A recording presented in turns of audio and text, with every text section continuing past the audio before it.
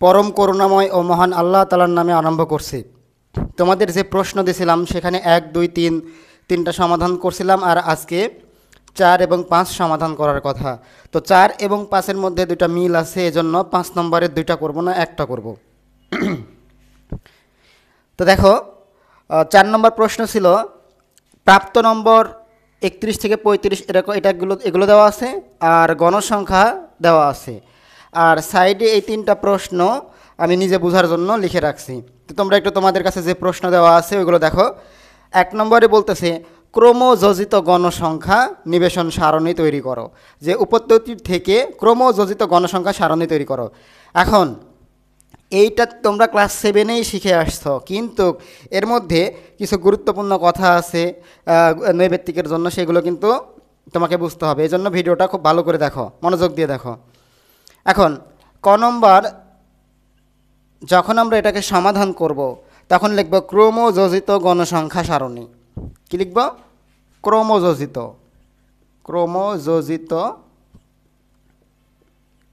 গণসংখ্যা সারণী।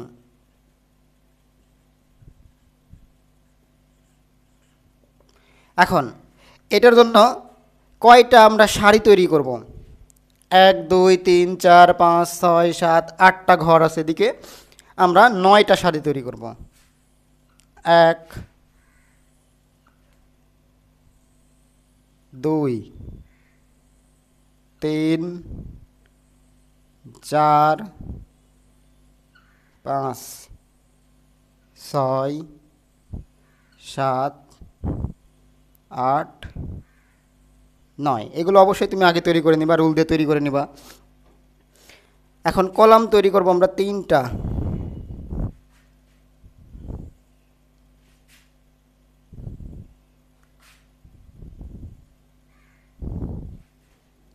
তুমি তোমার মতো করে তৈরি করে নিবা, আমি বেশি হয়ে গেল তাই মুছে দিলাম।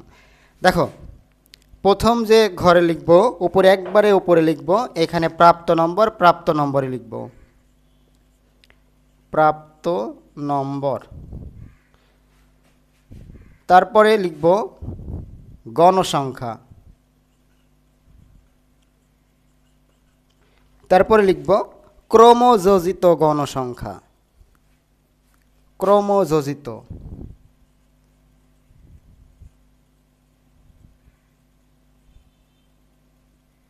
একটু উপর নিচে করে লিখে নিও তোমাদের যদি না আটে ওখানে এক লাইনে। ক্রমযোজিত গণসংখ্যা। এখন এখানে প্রাপ্ত নম্বর যেভাবে আছে ওইভাবে লিখব 31 থেকে 35, 36 থেকে 40, 41 থেকে 45, 46 থেকে 50, 51 থেকে 55, 56 থেকে 60, 61 থেকে 65।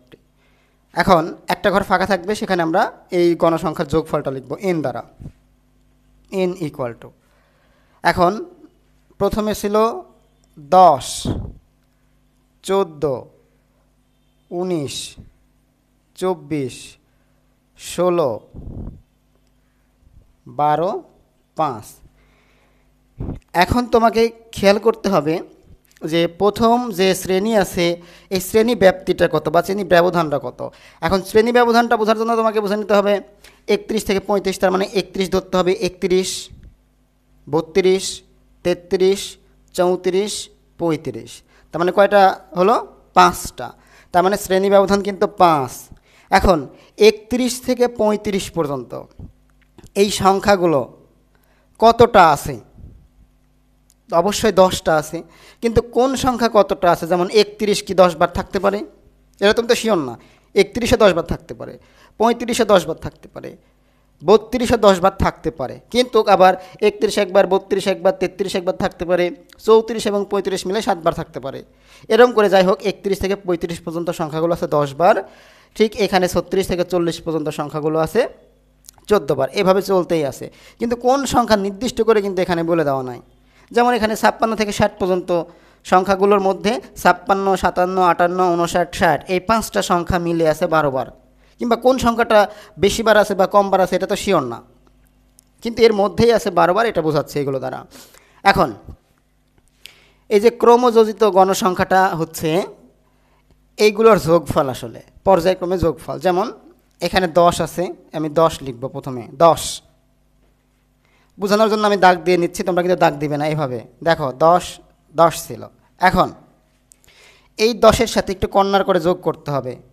আমি কিন্তু তীর চিহ্ন দিয়ে বোঝাচ্ছি, তোমরা তীর চিহ্ন দিবা না। তাহলে 10-এর সাথে কত যোগ করব?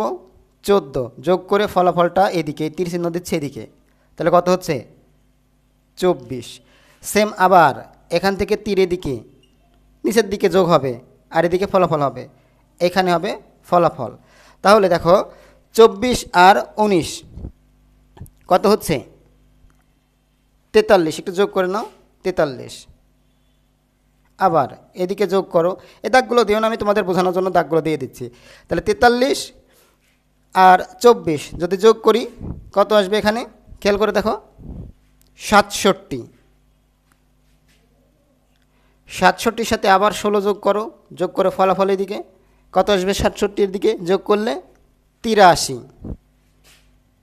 6 7 13 3 হাত থেকে 1, 8 6 রেখে 7 থেকে 8, 83। আবার এইদিকে যোগ, যোগ করে ফলাফল এইদিকে, তীর চিহ্নগুলো দেওয়া লাগবে না, আমি তোমাদের বোঝানোর জন্য দিচ্ছি। 83-র সাথে আবার 12 যোগ, এই ঘরেরটা যোগ, তাহলে 83-র সাথে যদি 12 যোগ করি 95 95।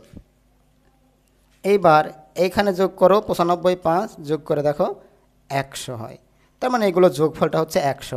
এইটা হলো ক্রমযোজিত গণসংখ্যা বা যোজিত গণসংখ্যা। এখন দেখো অষ্টম শ্রেণীর 100 জন পরীক্ষার্থী প্রাপ্ত নম্বরের সারণী, তার মানে আমরা 100 জন পেয়ে গেছি, এগুলো যোগফলটা 100।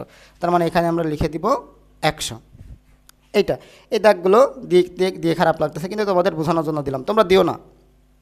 এখন এইটাই হলো ক্রমযোজিত গণসংখ্যা নিবেশন সারণী। এখন এটা কিন্তু খুব সহজ। এখান থেকে যে প্রশ্ন হয় সেই প্রশ্ন খুবই গুরুত্বপূর্ণ প্রশ্ন। সেটা হচ্ছে মধ্যক শ্রেণী কোনটা, বা মধ্যক শ্রেণীর নিম্ন সীমা কত, বা মধ্যক শ্রেণীর মধ্যবিন্দু কত, এগুলো তোমাকে যদি নির্ণয় করতে বলা হয় তাহলে তোমাকে সর্বপ্রথম জানতে হবে আসলে মধ্যক শ্রেণী কোনটা। এখন তোমাদের কাছে অনেকের প্রশ্ন হতে পারে, দেখি তো শ্রেণী কয়টা আছে? 1 2 3 4 5 6 7টা শ্রেণী আছে। তাহলে এদিক থেকে 3টা বাদ দিই আর এদিক থেকে 3টা বাদ দিই, তাহলে এইটা কি মধ্যক শ্রেণী? শিওর এটা মধ্যক শ্রেণী হতেও পারে, নাও হতে পারে। আমরা আসলে সিস্টেম করে বের করব যে মধ্যক শ্রেণী কোনটা। এইটা তোমাদের কাছে কিন্তু এটা মনে হতে পারে কিন্তু এটা সবসময় যে হবে এটা কিন্তু সত্য না, এটা হতেও পারে নাও পারে। দেখে আসি যে মধ্যক শ্রেণী কীভাবে নির্ণয় করব। দেখো উপাত্তর সংখ্যা মোট আছে কতটি? 100টি। 100 জোড় না বিজোড়? অবশ্যই জোড়। যদি জোড় হয় আমরা 100-কে 2 দ্বারা ভাগ করব। 2 দ্বারা ভাগ করলে কত পাবো? 50। তাহলে আমরা জানি যে ওই যখন যেভাবে উপাত্ত দেওয়া ছিল ওই উপাত্তগুলো জোড় হলে এক ধরনের আমরা উপাত্ত, জোড় হলে একটা সূত্র দ্বারা মধ্যক বের করছিলাম, বিজোড় হলে একটা সূত্র দ্বারা মধ্যক বের করছিলাম। ঠিক এখানে এই যদি তোমার একটা সারণী দেওয়া থাকে আর মধ্যক বের করতে বলা হয়, তখন আগে ওই উপাত্ত যদি জোড় হয় 2 দ্বারা ভাগ করব। 2 দ্বারা ভাগ করে 50 যে সংখ্যাটা পাবো, তততম পদ হচ্ছে তততম পদ যে শ্রেণীতে আছে। অর্থাৎ এখানে কততম পদ আসলো? 50 50 পেয়েছি আমরা। তাহলে 50তম পদ কোন শ্রেণীতে আছে সেই শ্রেণীটা হবে মধ্যক শ্রেণী। তো দেখে আসি যে 50তম পদ আছে কোন শ্রেণীতে, এইটা কি করে বুঝবো? এইটা বোঝার জন্য দেখো 31 থেকে 35 সংখ্যাগুলো আছে 10টা আছে সংখ্যাগুলো। আসলে ক্রমযোজিত দ্বারা কি বোঝাতে যাচ্ছে? তাহলে 31 থেকে 35 পর্যন্ত সংখ্যাগুলো আছে 10 বার। তার মানে 1তম পদ এই শ্রেণীতে আছে, এই শ্রেণীতে 1তম পদও আছে, 2তম পদ আছে, 3তম পদ আছে, 4তম পদ আছে, 5তম পদ আছে, 6তম পদ আছে, 7তম পদও এই শ্রেণীতে আছে, 8তম পদও এই শ্রেণীতেই আছে, 9তম পদও এই শ্রেণীতে আছে, 10তম পদও এই শ্রেণীতে আছে। তার মানে প্রথম 10টা পদ, প্রথম 10টা সংখ্যা এই শ্রেণীতে আছে। তাহলে পরের 14টা সংখ্যা আছে কোন শ্রেণীতে? এই শ্রেণীতে। এই শ্রেণীতে আছে পরের 14টা সংখ্যা। তাহলে কততম পদ থেকে কততম পদ পর্যন্ত আছে এই শ্রেণীতে, সেইটা বোঝা যায় এই ক্রমযোজিত দেখে, যে 1 থেকে 10তম পর্যন্ত পদ আছে, তম পদ পর্যন্ত আছে এই শ্রেণীতে। এইখানে আছে 11তম পদ থেকে, তার মানে এটার পরের সংখ্যা, 11তম পদ থেকে 24তম পদ পর্যন্ত আছে এই শ্রেণীতে। বোঝা যাচ্ছে যে 11তম পদও এখানে এই শ্রেণীতে, 12তম পদও এই শ্রেণীতে, 20তম পদও এই শ্রেণীতে, 21তম পদও এই শ্রেণীতে, 16তম পদও এই শ্রেণীতে, 15তম পদও এই শ্রেণীতে, ঠিক 24তম পদও এই শ্রেণীতে। সেম এই যে 43 এখানে লিখছি, এর শ্রেণী হলো 41 থেকে 45। তাহলে এই যে 43 এইখানে এই শ্রেণীতে কততম পদ থেকে কততম পদ পর্যন্ত আছে তুমি নিশ্চিত বলতে পারবে যে 24-এর পরে, তার মানে 25তম পদ থেকে 43তম পদ পর্যন্ত যে সংখ্যাগুলো আছে সেটা হচ্ছে এই শ্রেণীতে। সেম এইখানে বলতে পারবে 44তম পদ থেকে 67তম পদ পর্যন্ত আছে এই শ্রেণীতে। তার মানে 44তম পদ, 45তম পদ, 46, 47, 48, 49, 50, 51, 52 যেগুলোই বলো না কেন 67তম পদ পর্যন্ত আছে এই শ্রেণীতে। তার মানে 50তম পদ তো এই শ্রেণীতেই পড়লো। এটার সাথে মিলে গেছে যে এটা মধ্য, এটা এই শ্রেণীটা এটা মধ্য হয়ে গেছে, মিলে গেছে। তাহলে তোমাকে কিন্তু এইভাবে বের করতে হবে যেভাবে আমি বোঝালাম, এইভাবে। তার মানে 50তম পদ পর্যন্ত আছে এই শ্রেণীতে। তার মানে এই শ্রেণীটা হচ্ছে মধ্যক শ্রেণী। মধ্যক শ্রেণী, আশা করি বুঝতে পারছো, মধ্যক শ্রেণী। তাহলে মধ্যক শ্রেণী হচ্ছে 46 থেকে 50, এইভাবে তোমাকে বুঝে নিতে হবে। এই মধ্যক শ্রেণী বের করার পরে তোমাকে মধ্যক শ্রেণীর মধ্যবিন্দু বললে এই দুইটা যোগ করে 2 দ্বারা ভাগ করব, তাহলে আমি মধ্যক শ্রেণীর মধ্যবিন্দু পাবো। যদি বলা হয় মধ্যক শ্রেণীর নিম্ন সীমা কত, তাহলে মধ্যক শ্রেণীর নিম্ন সীমা 46। মধ্যক শ্রেণীর ঊর্ধ্বসীমা কত, মধ্যক শ্রেণীর ঊর্ধ্বসীমা হলো 50। মধ্যক শ্রেণীর গড় কত, তাহলে এই দুটো যোগ করে তো কত দ্বারা ভাগ করবো যেন, মধ্যবিন্দু নির্ণয় করব। মধ্যবিন্দু নির্ণয় করে 24 দ্বারা গুণ করব, তারপরে 24 দ্বারা ভাগ করে দেবো। যাই হোক, মধ্যক শ্রেণীর মধ্যবিন্দু গড় বের করতে হলে এই দুটো যোগ করে 2 দ্বারা ভাগ করে দেবো। এটা হলো শেষ কথা। এখন এই যে যদি বলা হয় মধ্যক নির্ণয় করো, এটা কিন্তু ক্লাস 9-এর পড়া। মধ্যক নির্ণয় করো, তোমাদের রাজশাহী বোর্ডে 2015 সালে এটা আসছিল যে এই যে শ্রেণী ব্যবধান থাকলে যদি মধ্যক নির্ণয় করতে হয় তাহলে কি করে নির্ণয় করব, এইটা। তো দেখো আমি এইদিকে একটা সূত্র লিখে রাখছি, সেটা কি করে যদি এখান থেকে বলতো যে মধ্যক নির্ণয় করো, তাহলে মধ্যক নির্ণয় করতে হলে তোমাকে লিখতে হবে যে আমরা জানি মধ্যক যদি এই ক্ষেত্রে, অর্থাৎ এরকম একটা সারণী দেওয়া থাকবে, এই সারণী থেকে তোমাকে মধ্যক নির্ণয় করতে বলা হচ্ছে। উপাত্ত দেওয়া নাই, একটা একটা করে যে উপাত্ত দেওয়া থাকে কমা দিয়ে, ওগুলো না দিয়ে এই শ্রেণী দেওয়া আছে, তোমাকে মধ্যক নির্ণয় করতে বলা হচ্ছে। এখন মধ্যক নির্ণয়ের জন্য একটা সূত্রগুলো আমি সব বুঝাই দিচ্ছি। এটা হলো বড় হাতের এল প্লাস n/2 যোগ এফ সি হলো নিচে দিয়ে দিবা এফ সি গুণ H/F/M। এইটা স্যার কী লিখতেছেন, এইগুলো বুঝতেই পারি না, তো আমি বুঝাই দিচ্ছি। তো দেখো, যখন এইরকম শ্রেণী দেওয়া থাকবে আর তোমাকে বলছে যে মধ্যক নির্ণয় করো, তখন কি এলটা হচ্ছে কি, সেইটা কি করে বের করব সেটা দেখো। এদিকে একটু বোঝানোর জন্য আমি এইটুকু উপরে একটু মুছে দিলাম। এইভাবে তোমরা আগে ছক তৈরি করে নিবা, তারপর লিখবা আমরা জানি মধ্যক ইকুয়াল টু এত। এটা একটু মুখস্থ রাখতে হবে। এখন এল হচ্ছে এই যে n/2 আগে তৈরি করতে হবে। n মানে কত জানো, 100। তাহলে n সমান যদি 100 হয়, তাহলে n/2 সমান কত হবে, 100/2 সমান 50।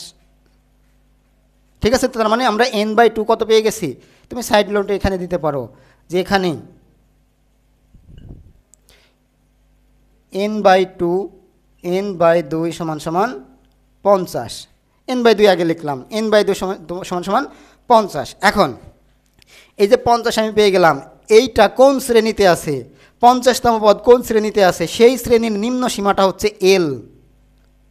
তাহলে 50তম পদ, এই যে আমি n/2 পেলাম 50তম পদ, তার মানে আমরা একটু আগে খেয়াল করলাম 50তম পদ হচ্ছে এই শ্রেণীতে আছে, এই শ্রেণীতে। তার মানে এই শ্রেণীর নিম্ন সীমা কোনটা, সবচেয়ে ছোট সংখ্যাটি 46, এইটা হচ্ছে এল। তার মানে এল সমান 46, যে মধ্যক শ্রেণীর নিম্ন সীমাটা হচ্ছে এল, এইটা। এখন সরি, এখানে মাইনাস হতো।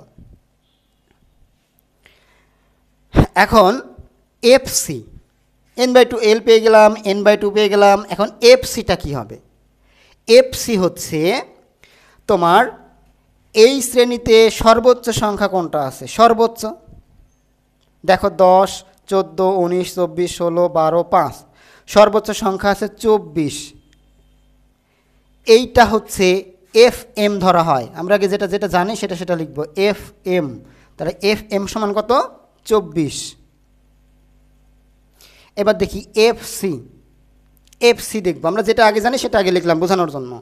এফ সি হচ্ছে 24-এর পূর্ববর্তী সংখ্যার যোগফল, গণসংখ্যার যোগফল, অর্থাৎ 24-এর ওপরের সংখ্যাগুলো গণসংখ্যার যোগফল কত হচ্ছে দেখো তো? 43। 24-এর ওপরে যে গণসংখ্যা থাকবে এগুলো এগুলো এগুলোর যোগফল, অর্থাৎ 43ই হচ্ছে 43 কেন? হ্যাঁ 43ই তো, এগুলোর যোগফল হচ্ছে 43, এই যে এখানে দেওয়া আছে। অর্থাৎ এফসি হচ্ছে 24-এর ওপরে যে গণসংখ্যাগুলো থাকবে সেগুলোর যোগফল। এখন তাহলে এটা হচ্ছে 43। এইবার তোমাকে বলতেছে যে এইচ। এইচটা কি? আমরা সবাই জানি এইচ শ্রেণী ব্যবধান বা শ্রেণী ব্যাপ্তি। 31 থেকে 35 কিংবা শ্রেণী ব্যাপ্তি তুমি করে নাও। দেখো 31 থেকে 35 শ্রেণী ব্যাপ্তি কত? 31, 32, 33, 34, 35, 5। তার মানে এইচ সমান সমান 5। এইটা এখন তুমি খুব সহজে এটা করতে পারো। তুমি যদি এখানে লিখে দিতে চাও লিখে দিতে পারো যে এটা হলো এফ এম, এইটা এফ সি, এইখানে হলো এল। তুমি যদি লিখে দিতে চাও লিখে দিতে পারো এল। তারপরে n/2 এটা লেখার দরকার নাই, এখন এইচটাগুলো লেখার দরকার নাই, সরাসরি এখানে দিয়ে এগুলো লিখে নেবে, এখানে না লিখলেও কোনো সমস্যা নাই। এবার আমরা সরাসরি বসাই যে সমান সমান এলের মান কত? 46 যোগ n/2, n/2 মানে কত? 50 বিয়োগ এফসি 43 গুণ এইচ মানে কত? এইচ শ্রেণী ব্যবধান 5 ডিভাইডেড বাই এফ এম কত? 24। এখন আমরা হিসাব করে নিব 46 যোগ ফার্স্ট ব্র্যাকেটের কাজ আগে, তাহলে 50 থেকে 43 বাদ দিলে কত আসে? 7। 7 ফার্স্ট ব্র্যাকেট উঠাই দিলাম 7 গুণিত 5/24, তাহলে 46 যোগ 5 × 7 = 35 ডিভাইডেড বাই 24। এখন 46 যোগ এটুকু তুমি দশমিক করে দিবা যে 35কে যদি 24 দ্বারা ভাগ করি, 35/24, তাহলে সমান সমান 1.46 প্রায়, যে 1.46 প্রায় এখানে তাই তো আসলো 1.46। আমরা 2 ঘর পর্যন্ত নিলাম আসন্ন মান পর্যন্ত, তাহলে এখানে হচ্ছে 47.46 প্রায়। এইভাবে তুমি লিখে নিতে পারো। এইটা হচ্ছে মধ্যক নির্ণয়ের সূত্র, যদি মধ্যক আসে তাহলে। এখন এই যে এখানে যদি তোমার মনে করো যে এই উপাত্তগুলো শ্রেণী ব্যবধান না থেকে একটা একটা করে সংখ্যা থাকলো, যেমন এখানে 30, এখানে 50, এখানে 67, এখানে মনে করো যে তোমার 35, এখানে হলো মনে করো যে 40, এরকম উল্টা মানে অনেক সংখ্যা সিরিয়ালেই থাকলো, মনে করলাম যে এখানে হলো 60, 55। তখন আমাদের মধ্যক নির্ণয় করতে বললে কিন্তু আর তোমার ক্রমযোজিত ঠিকই করতাম, করে তোমাকে আর এতগুলো ঝামেলা করা লাগতো না। তখন তো এটা শ্রেণী ব্যবধান নাই, এটা এমনিতেই হয়ে যেত। যেমন এইখানে যেমন 100 আছে, তার মানে মধ্যক এখানে কত হতো বলো তো দেখি? 35, কারণ 50তম পদ 100টা আছে, 100কে 2 দ্বারা ভাগ করো, তাহলে কত হচ্ছে? 50। তাহলে 50তম পদ কোন শ্রেণীতে আছে? এই শ্রেণী, তার মানে এটাই হলো মধ্যক। ঠিক আছে, এইভাবে তোমাকে একটু বুঝে নিতে হবে। এখন এইটার আমরা কি নির্ণয় করব? গড় নির্ণয় করব। এটার গড় নির্ণয় করতে আমরা কিন্তু সকলেই জানি এটার গড় খুবই সহজ, এটা 7 থেকে আমরা করে আসছি। তো দেখো গড় নির্ণয়ের জন্য যদি শ্রেণী এরকম ছক আকারে দেওয়া থাকে তাহলে আমাদের একটা ঘর তৈরি করে নিতে হবে। সেটা হচ্ছে এখানে দেখো খ নম্বর গড় নির্ণয় সারণী, এখানে লিখব গড় নির্ণয় সারণী। গড় নির্ণয় সারণী। তাহলে গড় নির্ণয় সারণীর জন্য এখানেও যে কয়টা ঘর আছে তার থেকে একটা বেশি নিয়ে নিব। তাহলে ঘর ছিল কয়টা, 1 2 9টা ছিল, 8টা ছিল, 1 2 3 4 5 6 7 8টা ছিল, একটা বেশি নিয়ে নিই। 1 2 3 4 5 6 7 8 9।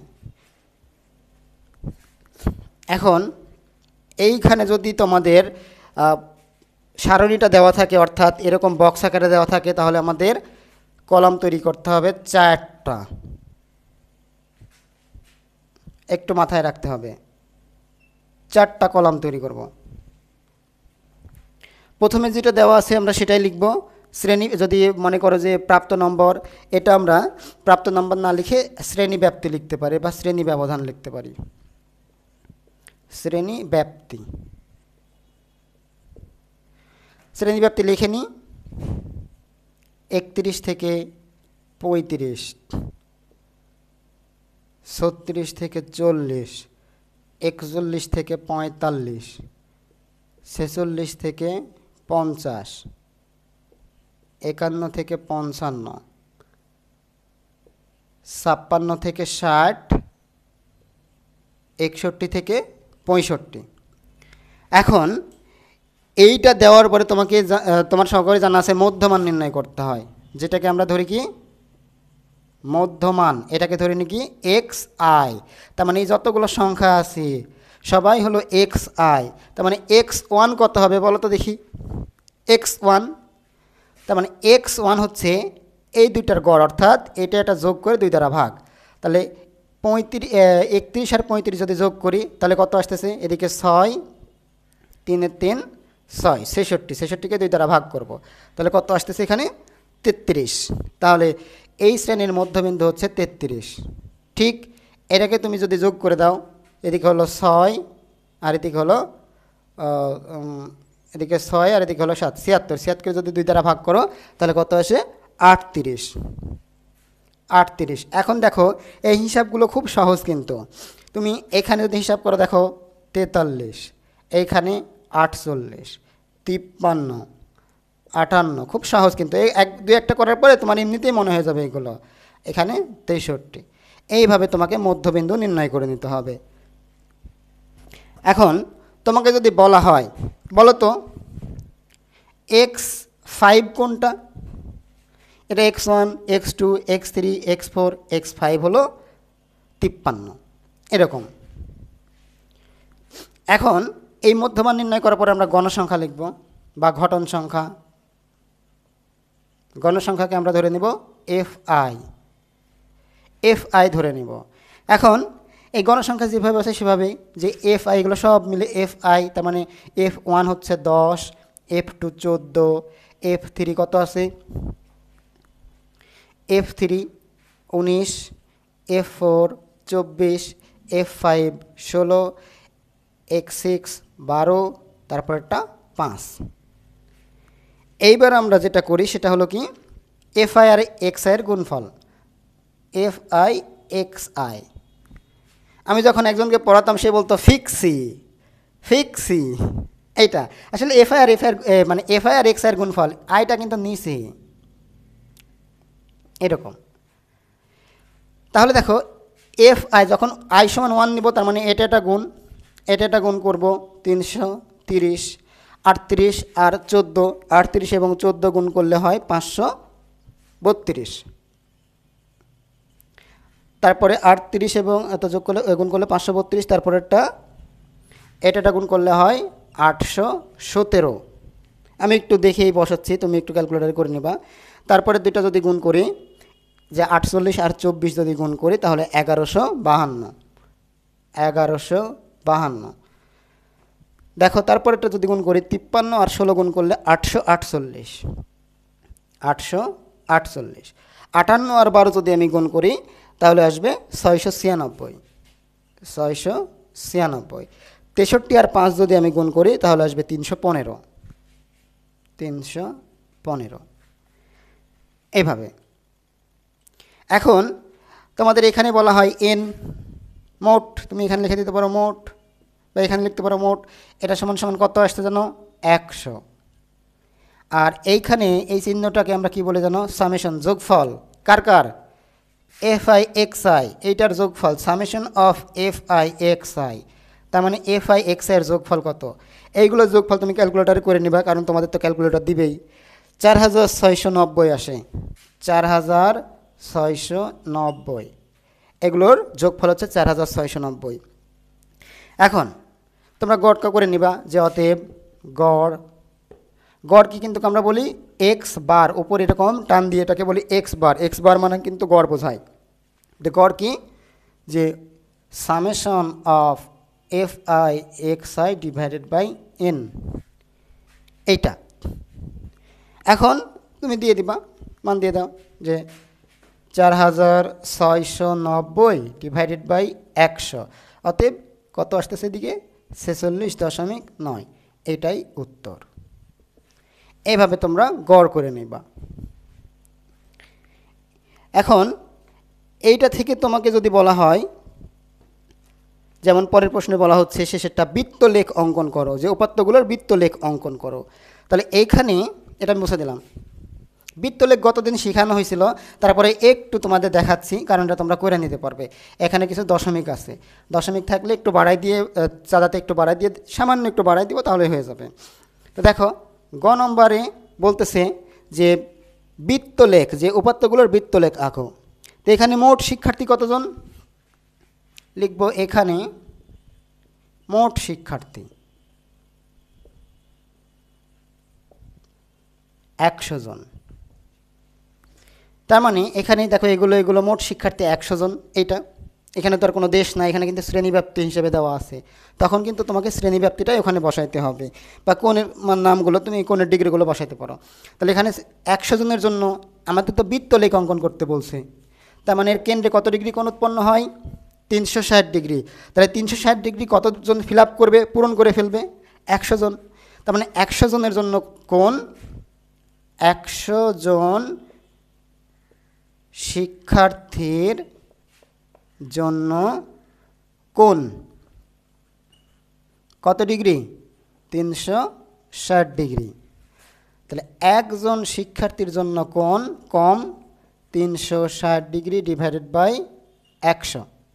দেখো প্রথমে কিন্তু কাছে প্রথম গণসংখ্যাতে আছে 10 জন, তাহলে 10, অতএব 10 জন শিক্ষার্থীর জন্য কোণ দেখি 360 ডিগ্রি গুণিত 10 ডিভাইডেড বাই 100। তার মানে এখানে হিসাব করলে আসে 36 ডিগ্রি। একটু কাটাকাটি করে নেবে, এটা দিয়ে কাটলে 10, 10 দিয়ে এটাকে কাটলে 36 ডিগ্রি। তার মানে প্রথম ক্ষেত্রে পেয়ে যাচ্ছি যে তোমার 10 জনের জন্য কোণ হলো 36 ডিগ্রি। তারপরে আছে 14 জন, সেম একইভাবে তুমি করে নিবা। 14 জন শিক্ষার্থীর জন্য কোণ কত হচ্ছে?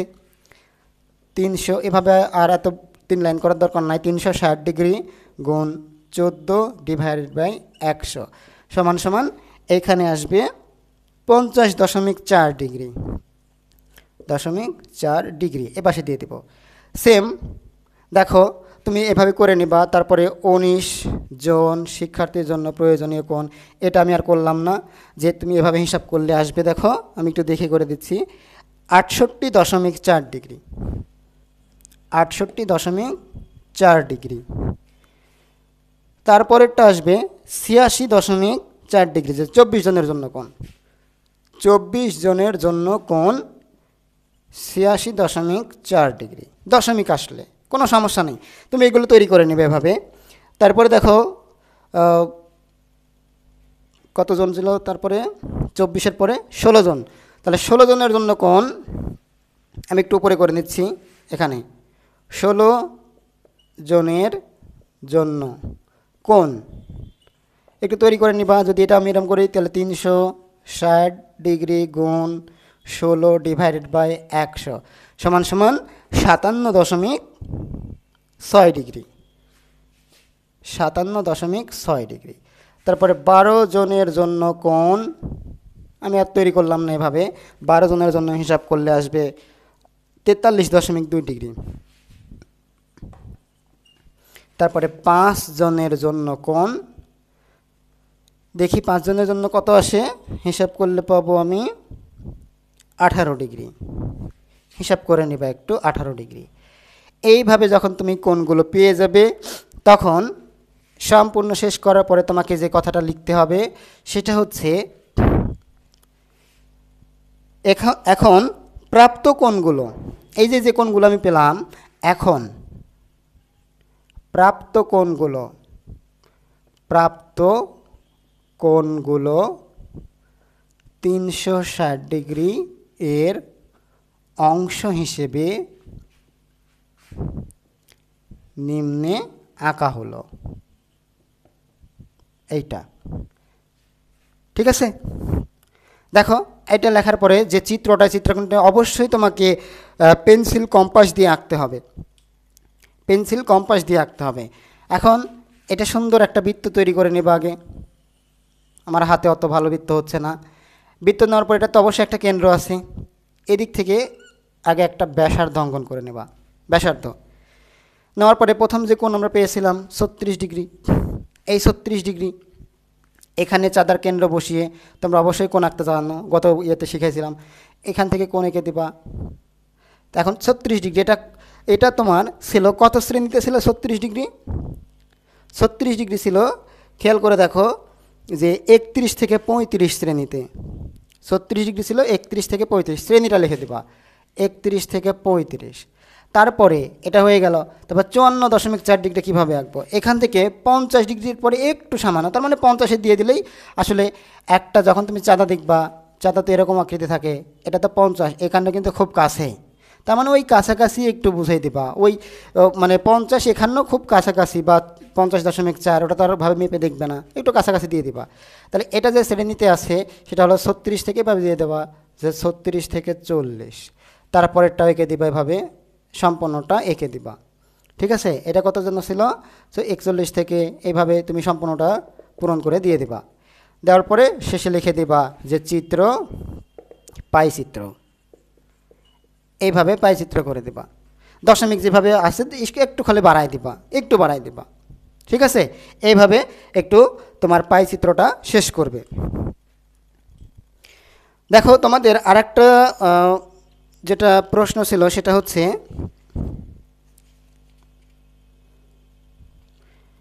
150 জন শিক্ষার্থীর গণিতে প্রাপ্ত নম্বর, অর্থাৎ 5 নম্বরটা, এটাও কিন্তু ওই আগের প্রশ্নের সাথে মিল আছে। আমি ওটা করব না, শুধুমাত্র আয়তলেখটা অঙ্কন করব।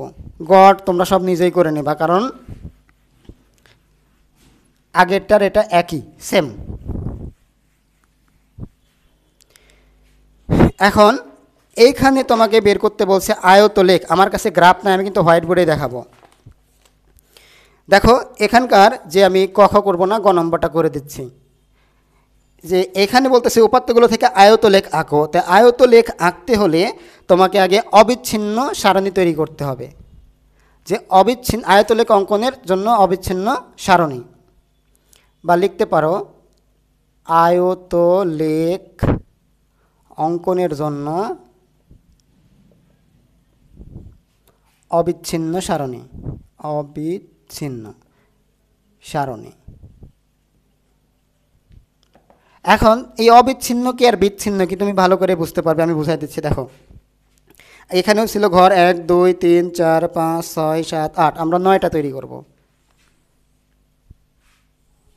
1 2 3 4 5 6 7 8 9।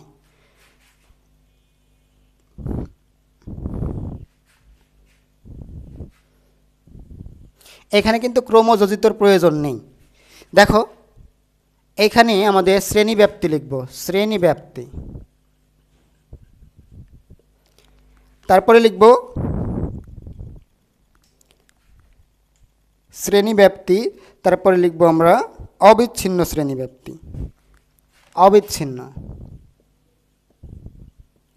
অবিচ্ছিন্ন শ্রেণীব্যাপ্তি। তারপরে লিখব আমরা গণসংখ্যা। তো দেখি শ্রেণীব্যাপ্তিটা কত ছিল, আমি কিন্তু প্রশ্ন তুলে নাই। 6 থেকে 10, তারপরে 11 থেকে 15, 16 থেকে 20, 21 থেকে 25, 26 থেকে 30, 31 থেকে 35, 36 থেকে 40, এইটা। এখন এইটা দেওয়ার পর দেখি গণসংখ্যাগুলো লিখে নিচ্ছিল কত, 7, 18, 7, 18, 32, 38, 32, 38, 33, 13, 9। অবিচ্ছিন্ন, দেখো অবিচ্ছিন্নটা কি একটু বোঝানোর চেষ্টা করি। সেটা হচ্ছে এই যে এখানে নিম্নসীমা, এই শ্রেণীতে নিম্নসীমা আছে 6, ঊর্ধ্বসীমা আছে 10। তাহলে ঊর্ধ্বসীমা, একটা শ্রেণীর ঊর্ধ্বসীমা যদি পরের শ্রেণীর নিম্নসীমার সমান হয় তবে তবে তাকে বলা হবে অবিচ্ছিন্ন। কিন্তু দেখো এখানে এই শ্রেণীর ঊর্ধ্বসীমা হলো 10 আর এই শ্রেণীর নিম্নসীমা হলো 11, দুইটা আলাদা, একই কাঠিতে না তো আলাদা। তুমি চলতে চলতে এটা 10, তারপরের সংখ্যা অবশ্যই 11, তাহলে একই তো হলো না। এটা যদি 10 হয় পরেরটা 11, তাহলে দুইটা দুই রকম হয়ে গেল না, বিচ্ছিন্ন হয়ে গেল, দুইটা থেকে একটা থেকে আলাদা আলাদা বিচ্ছিন্ন। তাই আমাকে এখানে অবিচ্ছিন্ন করতে হবে। তো অবিচ্ছিন্ন করার জন্য একটা সূত্র আছে, আমরা এই সূত্রটা পরে শিখব।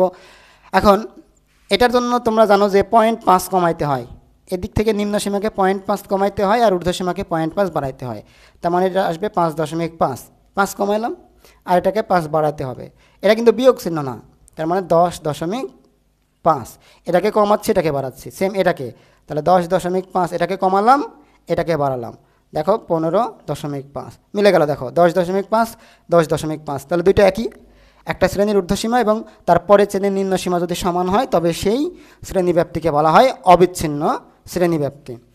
তাহলে দেখো এখানে 15.5, 20.5, 20.5, 25.5, 25.5, 30.5, 30.5, 35.5, 35.5, এখানে হচ্ছে 40.5, এইভাবে। আর গণসংখ্যাগুলো যা আছে তাই থাকবে। এইটার পরে তোমাকে যখন যে গ্রাফটা দেওয়া হবে, আমার কাছে গ্রাফ নেই, আমি হোয়াইট বোর্ডে বোঝানোর চেষ্টা করতেছি। মনে করো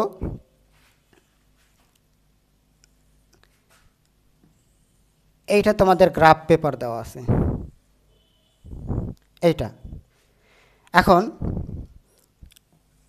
এইভাবে তোমাদের ভাগ ভাগ করা আছে।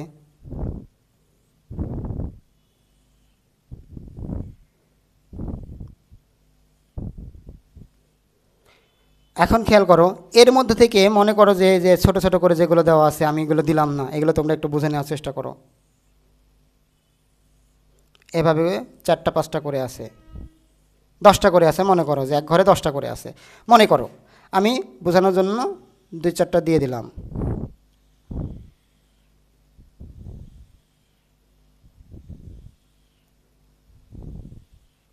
এইভাবে, যাই হোক, এদিকে সবগুলো পূরণ করা আছে, একটু বোঝার চেষ্টা করো। তো এই যে গ্রাফ পেপার দেওয়া আছে, গ্রাফ পেপারে তুমি একটু মোটা করে নিচ থেকে এক লাইন লেখা যায়, এরূপ জায়গা ফাঁকা করে এটাকে একটা এক্স অক্ষ এঁকে নিবা। এই অক্ষ অঙ্কন করা সবাই জানো, এটাকে এক্স অক্ষ এঁকে নিব, দুই দিকে তীর চিহ্ন দিয়ে দিব। ঠিক এই বরাবর ওয়াই অক্ষ এঁকে নেব, এদিকে এক লাইন লেখা যাবে এরূপ জায়গা ফাঁকা রেখে।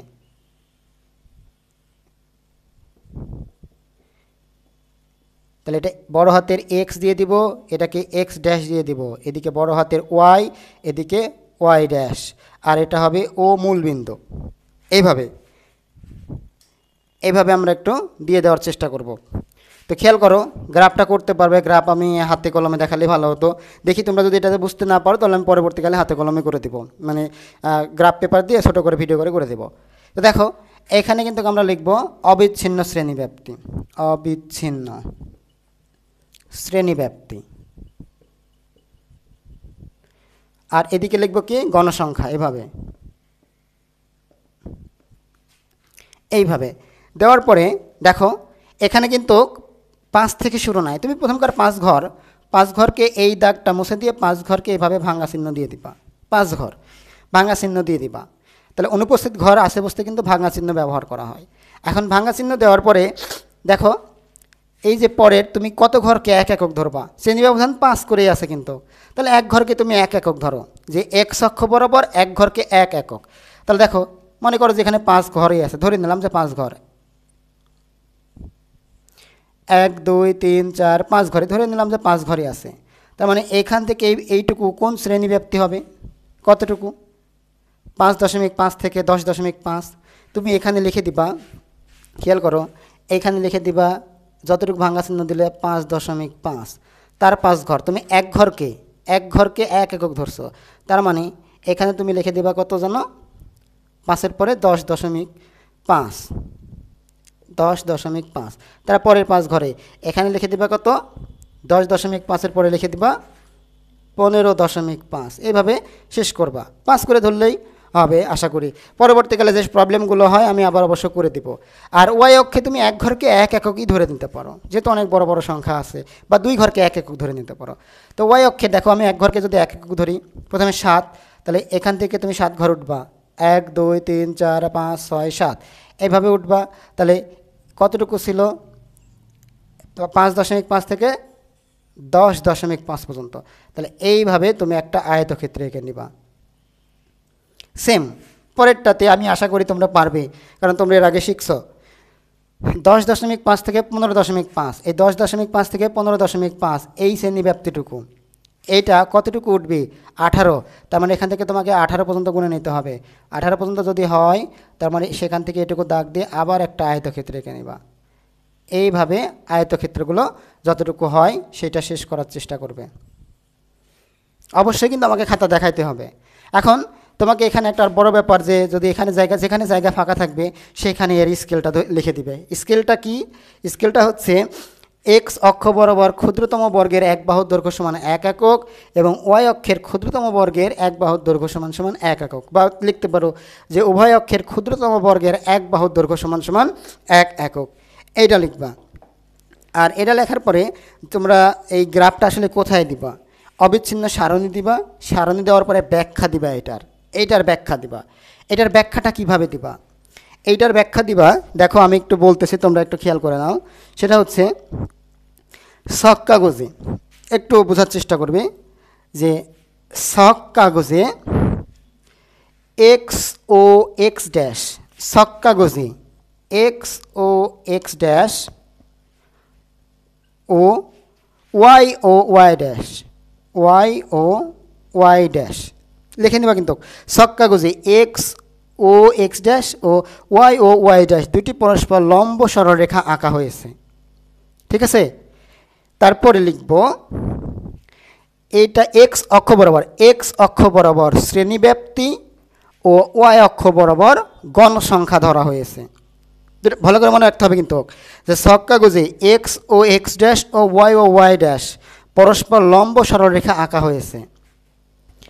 এক্স অক্ষ বরাবর অবিচ্ছিন্ন শ্রেণীব্যাপ্তি ও ওয়াই অক্ষ বরাবর গণসংখ্যা ধরা হয়েছে। এবার স্কেল লিখব, যে এক্স অক্ষ বরাবর ক্ষুদ্রতম বর্গের এক বাহুর দৈর্ঘ্যকে 1 একক ও ওয়াই অক্ষ বরাবর ক্ষুদ্রতম বর্গের এক বাহুর দৈর্ঘ্যকে 1 একক ধরা হয়েছে। তারপরে লিখব এক্স অক্ষ বরাবর 0 থেকে 5.5 পর্যন্ত সংখ্যাগুলো ভাঙা চিহ্ন দ্বারা বোঝানো হয়েছে। এইটুকু লিখে তারপরে আমি গ্রাফটা স্ট্যাপলিং করে দেব, এইটা। তো এগুলো করে অবশ্যই আমাকে দেখাবে। আর সবাই ভালো থেকো, খোদা হাফেজ।